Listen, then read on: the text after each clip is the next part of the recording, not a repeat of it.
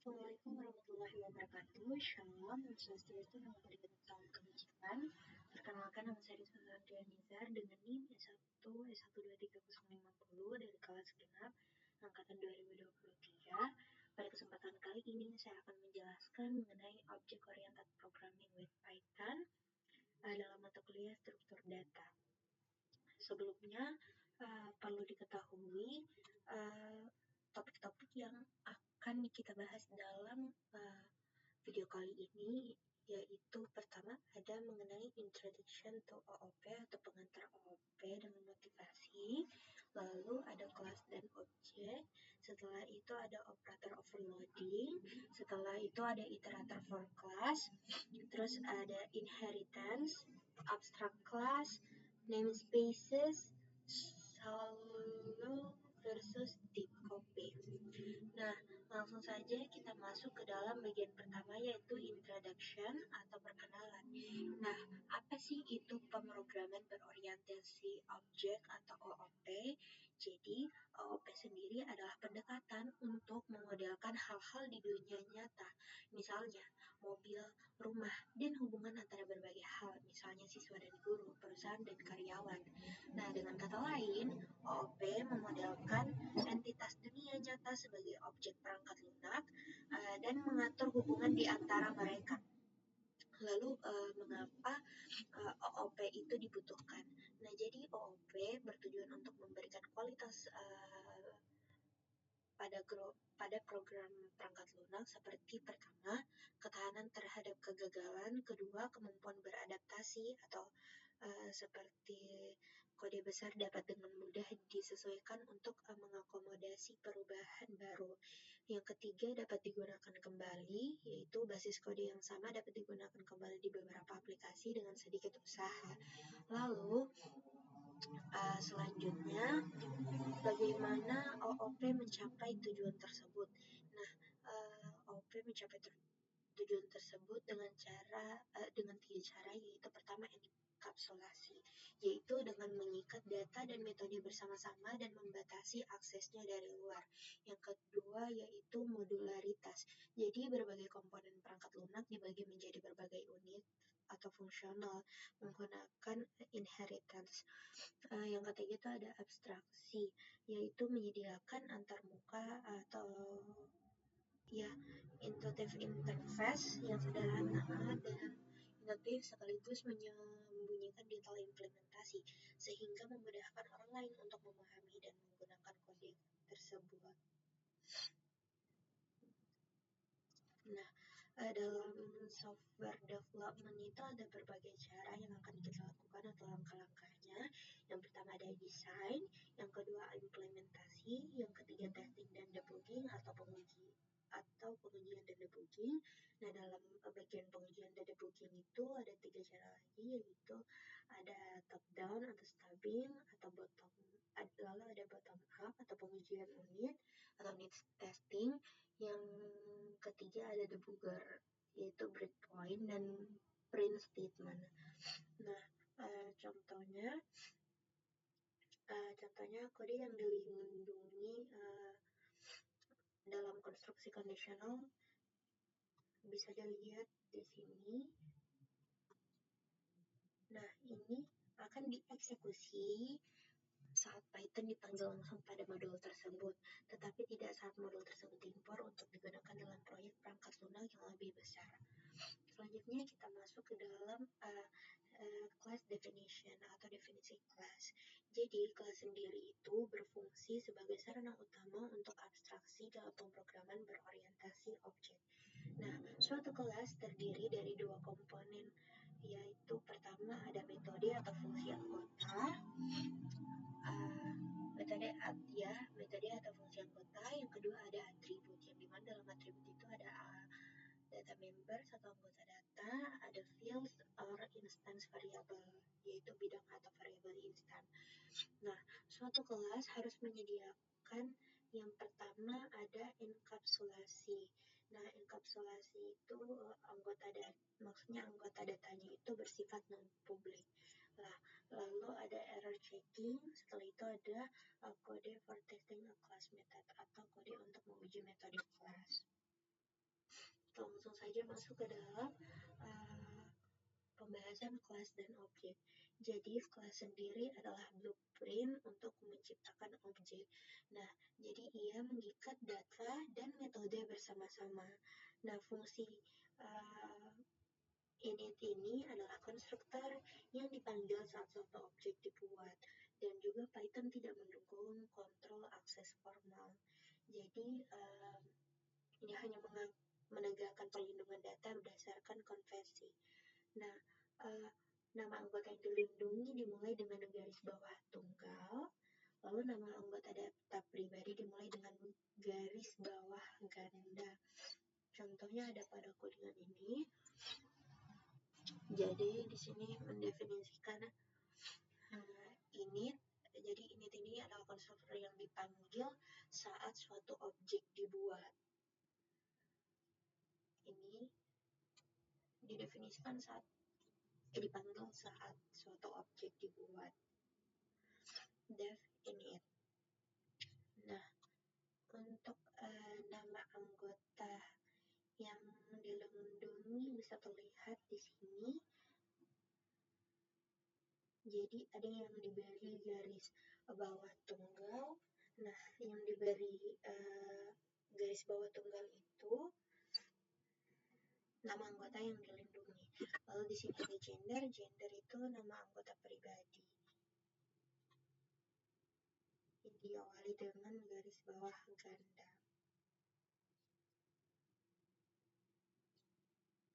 Nah, setelah itu kita masuk ke dalam operator overloading.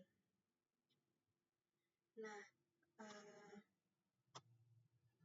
operator overloading sendiri itu mendefinisikan ulang perilaku operator dan fungsi standar untuk berbagai objek yang ditentukan pengguna. Contohnya untuk operator standar plus ini menyediakan fungsionalitas yang berbeda untuk operan yang berbeda. Nah, misalnya di sini didefinisikan A sama dengan student 1 dan B sama dengan student 2. Untuk timnya sama A tambah B itu apa? Nah, jadi di sini saya akan mencoba codingannya terlebih dahulu.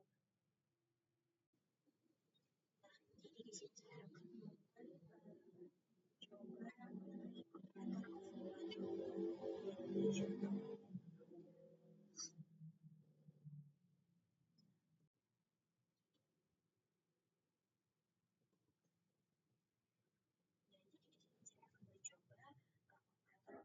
example operator overloading yang sudah ada pada modul.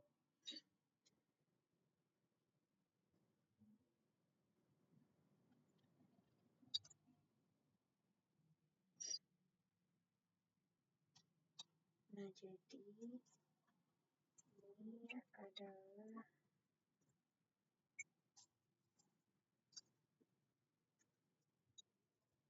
operator overloading.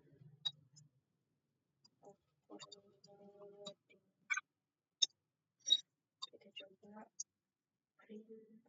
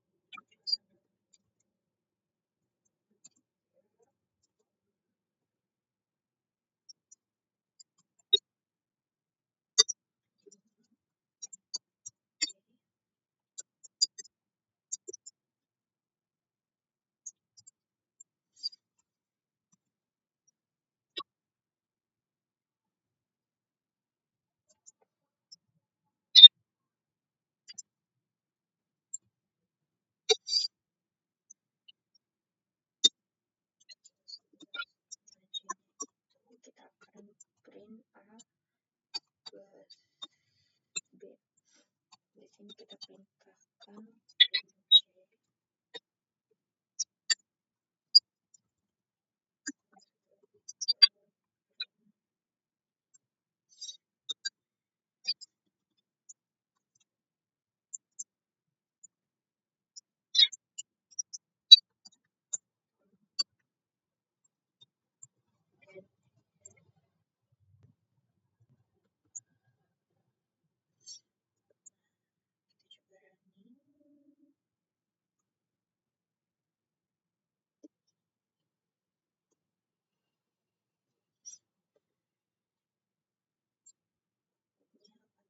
seperti ini. Nah, jadi untuk penjelasannya sendiri, codingan ini itu menjelaskan tentang operator overloading dengan Python.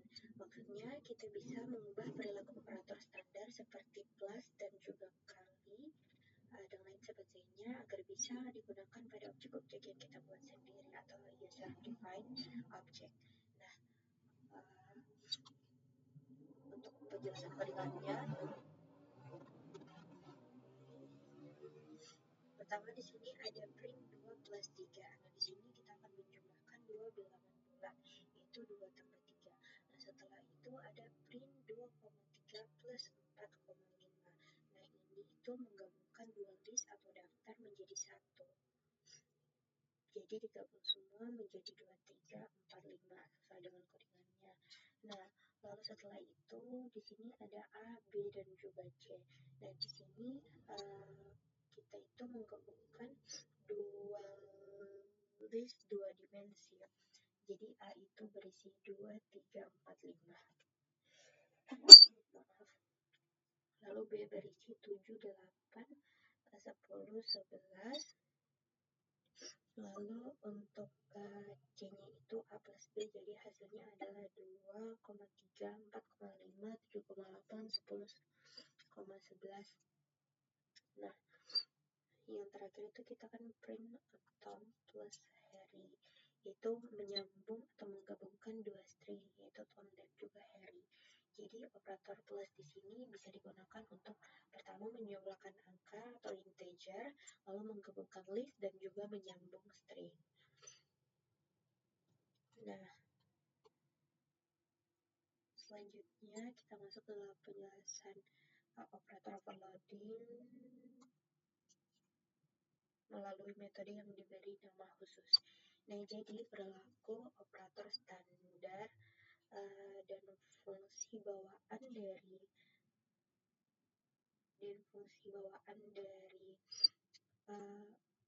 dalam Python dapat didefinisikan ulang untuk kelas baru menggunakan metode yang diberi nama khusus. Contohnya seperti operator plus itu overload atau kelebihan beban dengan menerapkan metode bernama add atau menambahkan. Nah, selanjutnya ada non operator overload. Nah, jadi non operator overload itu seperti strfu itu kelebihan beban untuk suatu objek dengan menerapkan suatu metode yaitu foo dot garis double garis bawah str garis bawah. Nah, kelas foo sendiri yang ditentukan pengguna dapat diperlakukan sebagai variabel bool dengan mengimplementasikan foo bool method. Nah, jika suatu metode khusus tertentu tidak diimplementasikan dalam kelas yang ditentukan pengguna, sintaks standar yang bergantung pada metode tersebut akan menimbulkan pengecualian. Misalnya, A plus B akan menimbulkan kesalahan jika add-nya itu tidak didefinisikan. Nah, di sini ada tabel-tabel dari beberapa common syntax dan special metode form-nya. Misalnya A plus B itu jadi bisa dituliskan menjadi add, A minus B itu sub A kali B sama dengan 0, A or B itu menjadi true div, dan lain sebagainya. Selanjutnya kita masuk ke dalam contoh operator overloading untuk kelas vektor. Selanjutnya di sini saya akan mencoba codingan yang ada.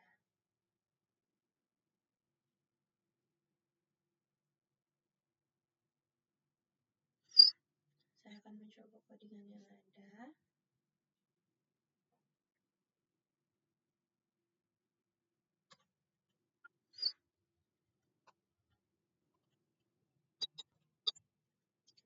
Jadi pertama kita membuat kelas yang namanya vektor.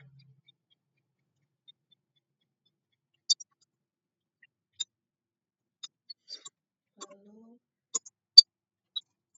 kita definisikan init untuk membuat list solve d.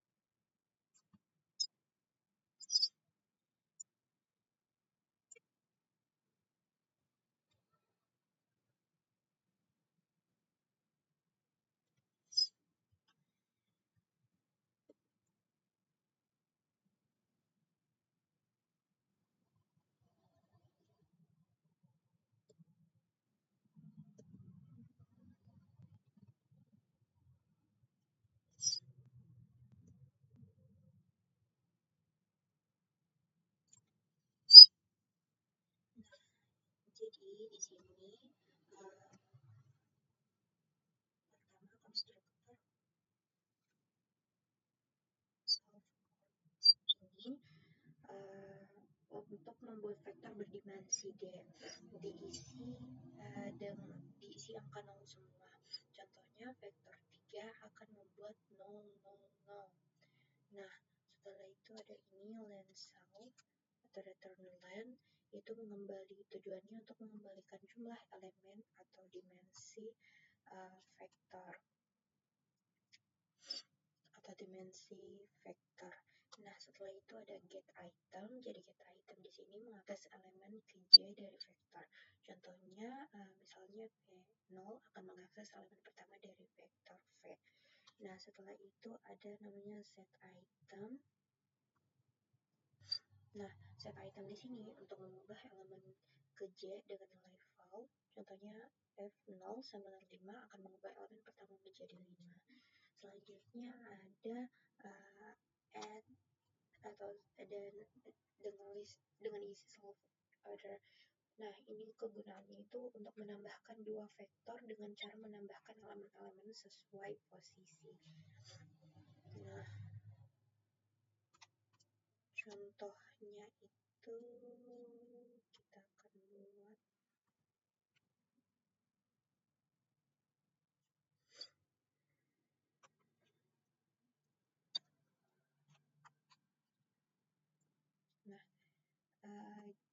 jadi metode tersirat ada beberapa operator yang memiliki definisi default yang disediakan oleh Python tanpa adanya metode khusus, dan ada beberapa operator yang definisinya diturunkan dari yang lain. Misalnya metode bool yang mendukung sintaks if to memiliki semantik default sehingga setiap objek selain non dievaluasi sebagai true. Namun jika metode len itu didefinisikan, maka bool atau foo diimplementasikan secara interpresentasikan secara default menjadi benar untuk instance dengan panjang bukan 0. Nah, kita coba untuk codingan satunya lagi.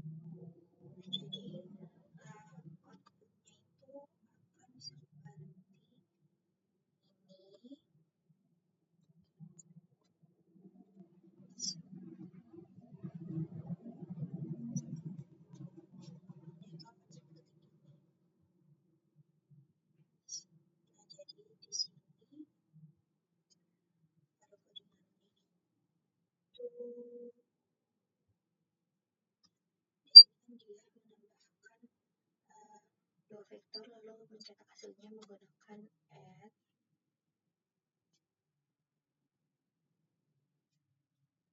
add dan string. Nah, karena ada len, Python tahu bahwa objek dengan panjang 0 sama dengan false. Jadi pesan akan dicetak. Nah, kesimpulannya untuk contoh ini itu menjelaskan bagaimana kita membuat kelas vektor yang bisa diakses seperti list, VI, digunakan dalam operasi matematika plus, dibandingkan, dicetak, digunakan dalam logika seperti if not, F berkat len. Nah, selanjutnya kita masuk ke dalam iterator for a class atau iterator untuk kelas. Nah, jadi sebuah pengulangan untuk koleksi. Jadi sebuah iterator atau pengulangan itu untuk koleksi menyediakan satu perilaku kunci. Nah, hal tersebut mendukung metode khusus bernama next yang mengembalikan elemen berikutnya dari koleksi jika ada, atau menimbulkan stop iterasi itu pengecualian untuk menunjukkan bahwa tidak ada unsur lebih lanjut. Nah, ada dua cara untuk mengimplementasikan iterator. Yang pertama menggunakan generator sintaks yaitu next dan juga iter dengan mendefinisikan len dan get item metode untuk kelas yang ditentukan pengguna. Nah, contohnya seperti ini, yaitu membuat kelas iterator menggunakan generator syntax. Nah, jadi di sini ada konstruktornya self-sequence, yaitu untuk menyimpan referensi ke data yang akan diiterasi, lalu ada self-key. Jadi ini untuk menunjuk posisi saat ini dalam iterasi dimulai dari min 1, nanti dinaikkan jadi 0 di next. Nah,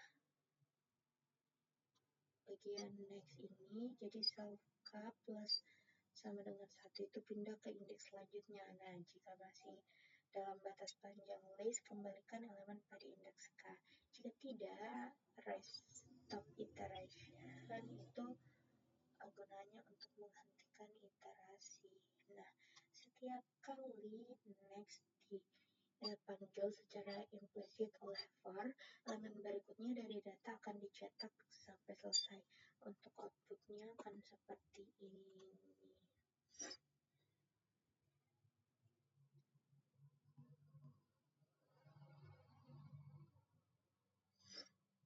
Nah, selanjutnya kita masuk ke dalam creating class iterator using len and get item function. Nah, jadi di sini kita akan mengimplementasikan ulang fungsi range dan juga dimungkinkan untuk mengeksekusi perlawanan for pada suatu rentang. Pertama-tama saya akan melakukan coding untuk sesuai dengan example yang telah diberikan.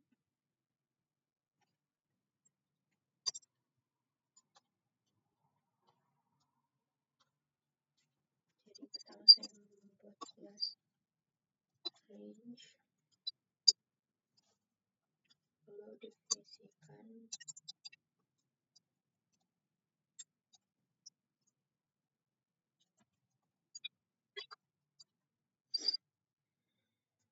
start stop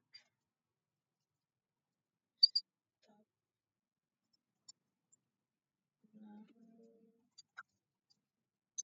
1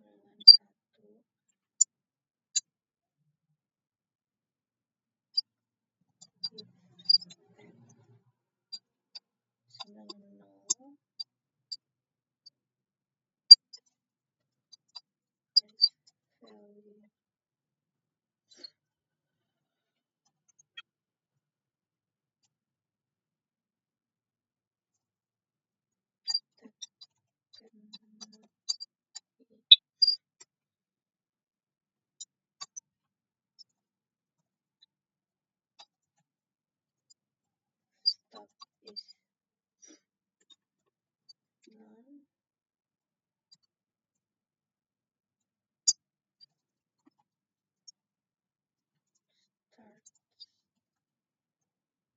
stop dengan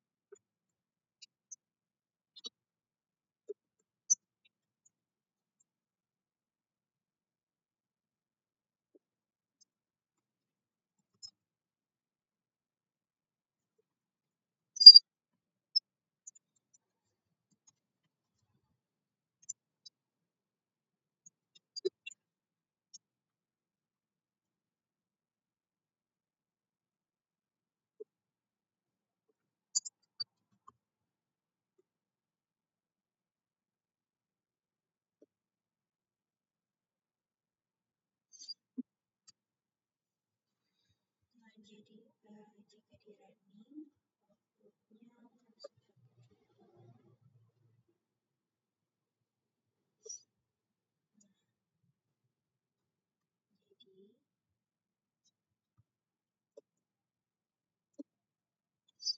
bisa dilihat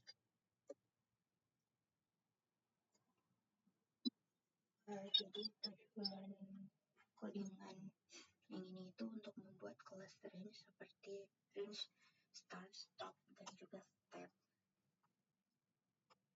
bawaan Python tapi buatan sendiri agar bisa digunakan dalam for loop dan juga mendukung pengambilan nilai dengan indeks seperti R10 dan juga bisa digunakan bersama len. Bisa digunakan bersama len. Nah, untuk inisiasi nilai awal itu, jadi jika hanya satu argumen dianggap sebagai stop dan juga start sama dengan 0. Untuk step defaultnya adalah 1. Jadi untuk stepnya di sini itu tidak boleh 0 karena akan menyebabkan pengulangan tak berujung. Nah, jika hanya satu argumen, maka itu stop dan start dianggap 0 seperti range 5. Nah, setelah itu untuk menyimpan nilai start dan step ke dalam objek. Jadi di sini ini untuk menyimpan nilai start dan step ke dalam objek. Nah, setelah itu ada di sini def len self return self late. Nah, ini memungkinkan objek digunakan seperti list R9 R10. Nah, selanjutnya ada ini if k lebih kecil daripada 0, ini untuk mendukung indeks negatif seperti list R-1 berarti elemen terakhir. Nah, selanjutnya ada ini if not null. Nah, ini itu untuk validasi agar indeks tidak melebihi batas. Nah, jadi kesimpulannya, kelas range ini diimplementasi ulang dari fungsi range Python, tidak memakai iter atau next, tapi memakai len dan get item. Dapat diiterasi menggunakan for, bisa digunakan seperti list len. Nah, selanjutnya kita masuk ke dalam pembahasan mengenai inheritance atau pewarisan. Nah, jadi cara alami untuk mengatur berbagai komponen struktural dari sebuah paket perangkat lunak atau software package adalah dengan hierarkis mode. Nah, fungsi similar abstrak atau fungsi abstrak yang serupa dikelompokkan bersama berdasarkan tingkatan. Nah, abstraksi sendiri berubah dari yang spesifik ke yang lebih umum seiring seseorang menelusuri hierarki. Nah, inheritance ini memungkinkan kelas baru yang disebut subclass atau child class atau kelas anak yang akan didefinisikan berdasarkan kelas yang ada, yaitu base class, parent class, atau superclass sebagai titik awal. Nah, subclass mungkin mengkhususkan perilaku yang ada dengan menyediakan implementasi baru yang mengesampingkan metode yang ada. Nah, subclass juga dapat memperpanjang superclassnya dengan menyediakan metode baru. Kita masuk ke dalam example Python hierarchy of exception types.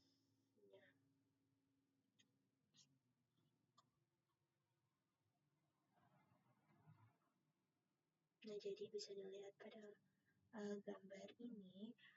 Sebelumnya tadi kan sudah diketahui konsep umum dari hierarchy exception itu. Jadi Python menggunakan struktur bertingkat atau inheritance untuk mengelompokkan jenis-jenis error. Nah, itu memungkinkan untuk menangkap semua error secara umum atau menangkap jenis error tertentu dengan lebih spesifik. Nah, jadi pertama mari kita bahas per level. Nah, di sini ada base exception. Nah, ini adalah kelas induk utama untuk semua exception di Python. Nah, biasanya tidak ditangani secara langsung kecuali dalam kasus khusus seperti keyboard interrupt. Setelah itu ada exception. Nah, turunan dari base best exception dan merupakan kelas dasar untuk sebagian besar error umum. Nah, ini adalah yang paling sering digunakan dalam blok try except. Selanjutnya di sini ada sistem exit dan juga keyboard interrupt. Nah, keduanya ini adalah turunan langsung dari best exception, bukan exception. Nah, tidak ditangani oleh exception karena berhubungan dengan interupsi sistem atau pengguna. Contohnya sistem exit itu ketika sys exit itu dipanggil dan juga keyboard interrupt itu saat kita menekan Ctrl C di terminal. Selanjutnya di sini ada value error. Nah, ini terjadi saat nilai tidak sesuai dengan tipe yang diharapkan. Nah, selanjutnya itu ada lookup error. Nah, lookup error ini adalah kelas induk untuk error pencarian data seperti index error atau akses indeksnya itu di luar list dan juga key error akses key yang tidak ada di dictionary atau perpustakaan. Nah, selanjutnya ada arithmetic error. Nah, kelas dasar untuk arithmetic error itu seperti zero division error atau pembagian dengan nol. Nah, kesimpulannya, hierarki tersebut memungkinkan Python untuk menangani error dengan cara fleksibel, dari yang umum yaitu exception hingga spesifik seperti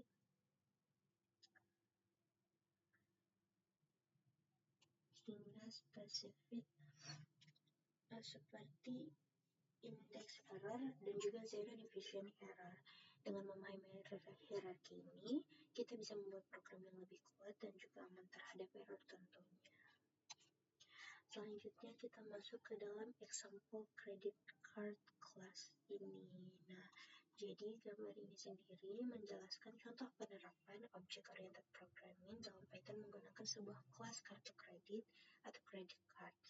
Nah, pertama kita bahas dulu mengenai kelas credit card. Nah, jadi di sini ada konstruktor init yang isinya inisialisasi atribut untuk objek kartu kredit.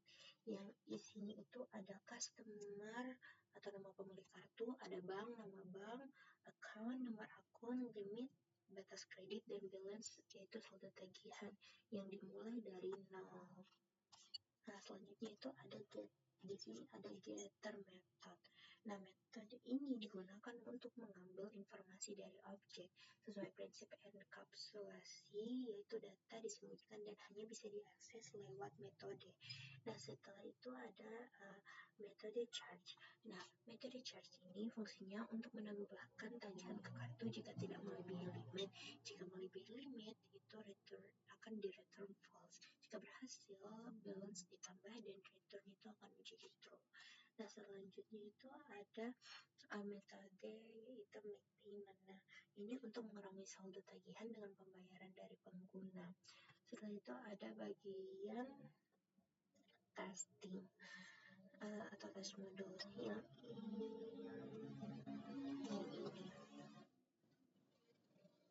Jadi di sini itu membuat 3 objek credit card, yaitu 3 kartu berbeda, dan juga menambahkan objek list yaitu wallet, lalu melakukan pengisian tagihan pada kartu. Bisa dilihat di sini ada loop range 1 dan 17. Nah, selanjutnya itu menampilkan informasi mulai dari nama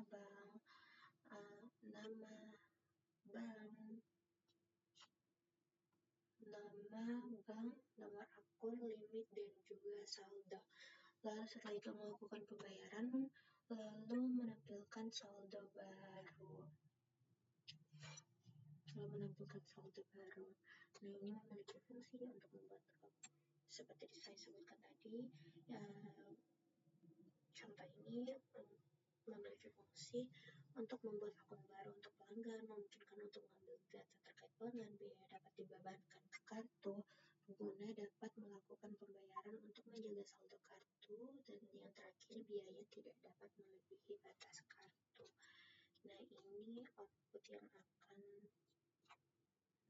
terlihat. Ini menunjukkan hasil dari eksekusi kode tentunya, mulai dari info pelanggan dan saldo terakhir dari tiap kartu, memastikan tagihan tidak melebihi limit, menunjukkan perubahan saldo setelah pembayaran dilakukan. Untuk fungsi-fungsi yang ditunjukkan pada contoh ini itu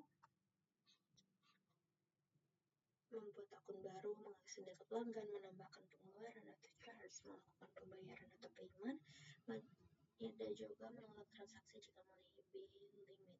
Nah, jadi kelas kredit card ini adalah contoh sederhana penerapan OOP sebenarnya, mulai dari enkapsulasinya, akses tribut hanya lewat metode modular, kode mudah diatur dan diperluas, lalu real life modeling atau mencerminkan dunia nyata.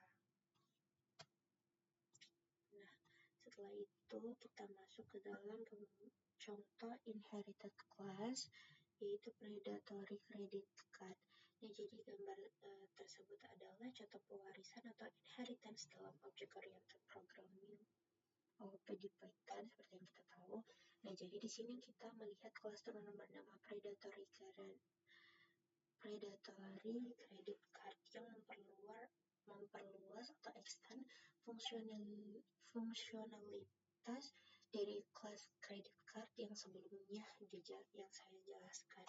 Nah, dalam kelas predatory credit card ini sendiri, jadi predatory credit card sendiri mewarisi semua atribut dan metode dari kelas credit card. Lalu ditambahkan fitur-fitur baru yang lebih agresif, seperti predatory serangan mencetak seperti kartu kredit dengan bunga tinggi.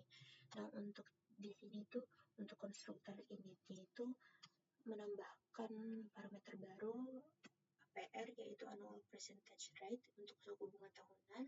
Lalu setelah itu mengambil konstruksi dari credit card dengan super init untuk menganalisis data warisan, lalu menyimpan APR sebagai atribut baru. Nah, setelah itu di sini ada override method atau charge. Nah, ini adalah modifikasi dari metode charge sebelumnya. Jadi memanggil versi asli yaitu supercharge.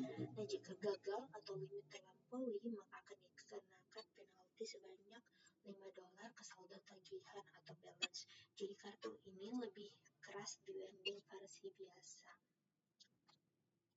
Nah, lalu ada metode baru yaitu proses mon. Nah, ini adalah fungsi baru khusus anak kelas dengan menambahkan bunga bulanan jika masih ada tagihan.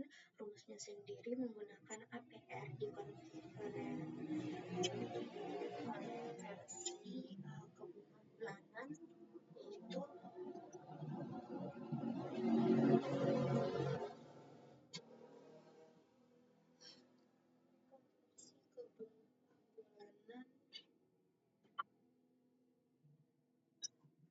yaitu akar ke-12 dari 1 plus APR.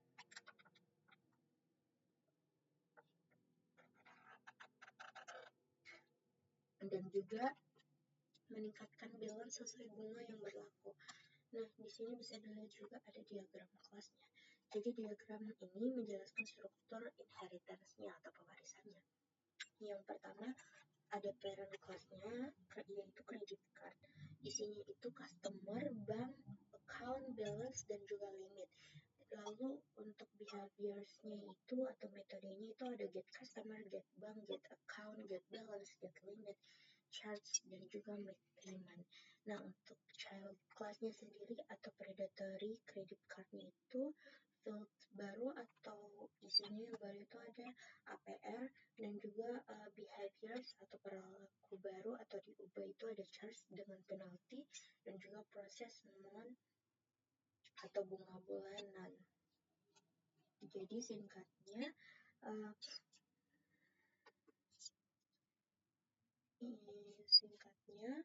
kelas anak ini mewarisi konstruktor kelas induk dengan membuat pelanggan baru, yaitu mengubah perilaku penagihan kartu dengan mengenakan biaya sebanyak $5 jika penagihan ditolak, lalu memodifikasi fungsi pembayaran kartu dengan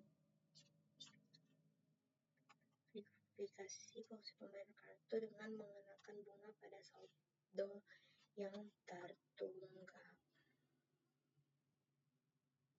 Nah, ini ada another example of inheritance progression. Contoh lain dari pewarisan yaitu perkembangan.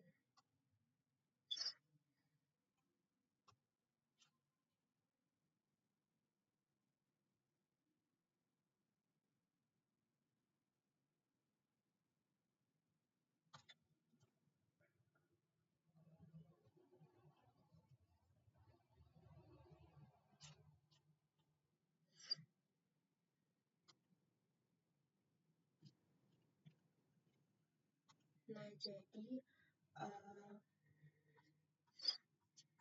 di sini inheritance pada, kita bahas dulu inheritance pada class progression. Jadi class progression adalah kelas dasar atau base class yang menghasilkan deret bilangan umum atau default. Jadi defaultnya itu 0, 1, 2, dan seterusnya. Dan kelas ini itu menggunakan metode iter dan next agar bisa digunakan sebagai iterator di Python. Nah, 3 kelas turunan itu child class-nya dibuat untuk memperluas fungsionalitasnya, yang dimana ada arithmetic progression, ada geometric progression, dan Fibonacci progression. Nah, fungsi-fungsi dalam progression di sini itu ada init, solve, start, sama 0, yang artinya memulai dari angka start, dan juga ada advance solve, yaitu menentukan bagaimana nilai berikutnya dihitung atau defaultnya menambah 1. Lalu ada next solve. Nah, ini mengembalikan nilai saat ini dan mempersiapkan nilai berikutnya. Lalu ada iter solve, yaitu mengembalikan dirinya sendiri sebagai iterator.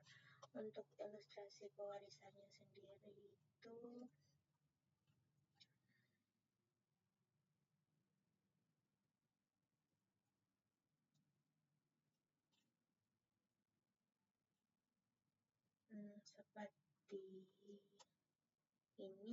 Jadi base class-nya itu menghasilkan urutan umum dan menggunakan sintaks generator seperti next dan iter untuk menyediakan kemampuan iterasi, dan juga membuat 3 kelas anak baru untuk memperluas kemampuan kelas dasar yang sudah ada.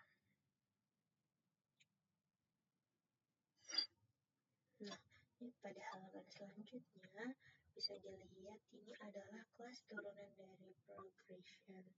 Nah, yang di sini pertama ada arithmetic progression. Nah, ini merupakan inheritance atau warisan dari progression. Jadi setiap elemennya adalah hasil dari elemen sebelumnya ditambah increment. Dan juga ada advance yang dimodifikasi menggunakan solve, current, plus solve increment. Jadi contoh outputnya bisa dilihat ada 0, 2, 4, 6, 8, 10, 12, 14, 16, 18. Nah, jadi di sini setiap kelas anak itu memodifikasi konstruksi kelas dasar atau inisiasi dan juga mengubah advance-nya seperti yang saya sebutkan tadi. Selanjutnya ada geometric progression. Jadi ini juga tentunya mewarisi dari progression. Jadi setiap elemen dikalikan dengan suatu konstanta atau base, lalu advance-nya itu dimodifikasi menjadi solve, current, solve base. Contoh outputnya itu 1, 2, 4, 8, 16, 32, 64, 1, 2, 8, 2, 5, 6, 5, 12. Nah, selanjutnya ada yang namanya Fibonacci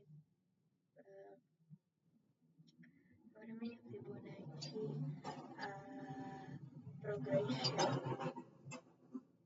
Jadi di sini mewarisi dari progression tentunya dan juga menghasilkan deret Fibonacci.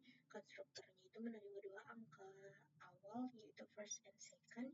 Advance-nya itu dimodifikasi untuk menjumlahkan 2 angka sebelumnya. Contoh outputnya itu seperti 0, 1, 1, 2, 3, 5, 8, 13, 21, 34, 4, 6, 10, 16, 26, 42, 68, 111, 178, 288. Nah, untuk kelas progression sendiri adalah template umum, sebenarnya adalah template umum untuk deret angka. Warisannya itu digunakan untuk membuat 3 versi berbeda. Yang pertama aritmatika, geometrik, dan Fibonacci. Untuk masing-masing anak kelasnya itu mengubah atau override metode advance dan terkadang init konstruktor init untuk perilaku khusus. Nah, selanjutnya kita masuk ke dalam pembahasan mengenai abstrak class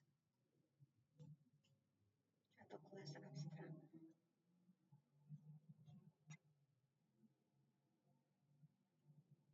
Nah, jadi di sini ya, kelas abstrak dapat dianggap sebagai blueprint atau template untuk kelas lain. Nah, kelas abstrak adalah kelas yang berisi satu atau lebih metode abstrak. Lalu metode abstrak adalah metode yang memiliki deklarasi tetapi tidak memiliki implementasi. Kelas abstrak tidak dapat diwujudkan. Ia memerlukan subkelas atau kelas anak atau kelas child untuk menyediakan implementasi. Kelas abstrak diperlukan untuk menyediakan abstraksi atau antarmuka yang disederhanakan, tapi sambil menyembunyikan implementasi yang mendasarinya. Yang terakhir, Python menyediakan kelas abstrak dengan mendeklarasikan kelas dasar abstrak yaitu ABC yang dapat diwarisi oleh kelas anak lainnya. Nah, selanjutnya di sini kita melihat contoh pertama dari kelas abstrak itu sendiri. Jadi pada contoh pertama ini mendemonstrasikan penggunaan dekorator abstrak method dalam Python yang membuat metode abstrak wajib diimplementasikan oleh kelas turunan.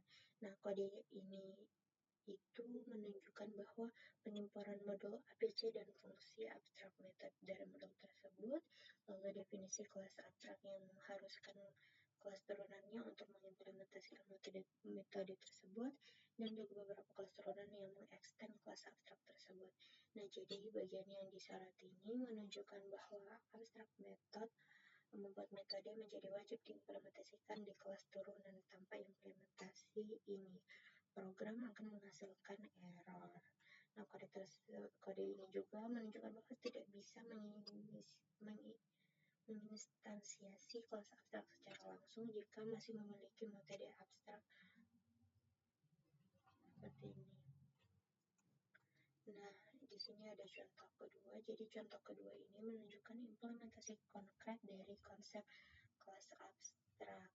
Pada contoh ini, kelas abstrak kelas example adalah kelas abstrak dengan metode abstrak do something. Untuk kelas do at 42 mewarisi kelas abstrak dan mengimplementasikan metode untuk do something dengan menambahkan 42 ke nilai yang disimpan. Lalu kelas turunan dapat diinstansiasi dan metodenya dapat dipanggil output dari program adalah 46 4 plus 42. Nah, kode ini juga menunjukkan dua prinsip penting dalam pewarisan. Yang pertama, kelas turunan mewarisi konstruktor kelas dasar untuk inisialisasi.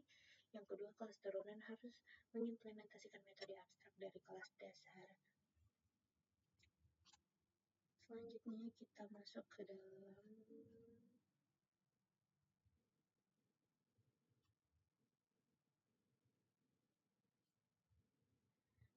shallow and deep copying, yaitu penyalinan dangkal dan dalam. Jadi berbagai metode untuk menyalin data itu ada aliases atau alias, ada shallow copy dan juga deep copy. Nah, bisa dilihat pada contoh ini, jika palet diubah, warna hangat juga akan berubah. Keduanya berbagi lokasi memori yang sama.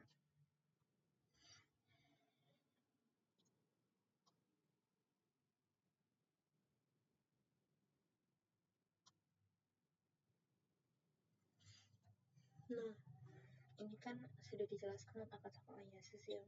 Nah, gambar ini menjelaskan tentang konsep aliases yang berarti dua variabel merujuk pada objek yang sama di memori. Contohnya ini palette warmtones. Jadi saat alias dibuat, kedua variabel palette dan warmtones menuju ke lokasi memori yang sama akibatnya. Jika palette diubah, warmtones juga akan diubah. Mereka berbagi lokasi memori yang sama, tidak ada penyalinan objek yang benar-benar terjadi. Lalu shallow copy atau penyalin dan dangkal. Jadi di sini bisa dilihat karakteristik sel copy itu menciptakan daftar baru yang terpisah dari daftar asli. Elemen-elemen individual dalam daftar masih merujuk ke objek yang sama, dan juga penambahan atau penghapusan elemen pada palette tidak akan mempengaruhi runtime tentunya. Namun jika mengubah objek di dalam daftar seperti objek color, perubahan akan terlihat di kedua daftar. Terdapat aliasing tidak langsung, yaitu palette sama 0 dan runtime 0 masih merujuk pada instance warna yang sama. Nah, contoh pada diagram ini menunjukkan bahwa meskipun ada dua daftar terpisah, elemen-elemen warna di dalamnya masih merujuk ke objek yang sama.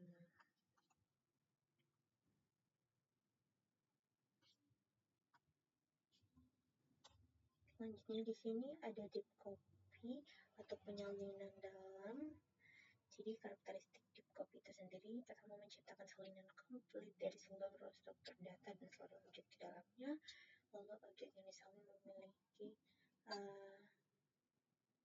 lokasi memori yang benar-benar terpisah. Lalu kedua salinan yang dimodifikasi secara independen tanpa mempengaruhi satu sama lain.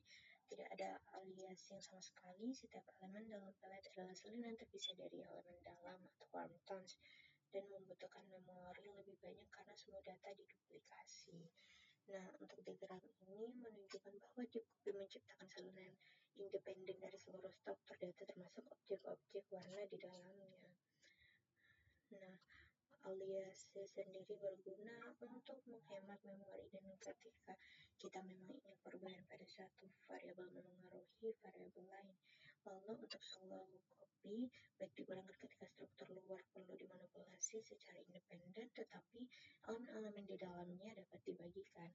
Lalu ada deep copy optimal ketika kita membutuhkan dua struktur data yang benar-benar independen dan perubahan pada satu struktur tidak boleh mempengaruhi struktur lainnya. Nah, pemilihan metode penyalinan yang tepat sangat penting tentunya untuk menghindari bug yang sulit ditemukan, terutama ketika bekerja dengan struktur data kompleks dalam program berorientasi objek. Nah, jadi itu tadi pembahasan mengenai Object Oriented Programming with Python kali ini.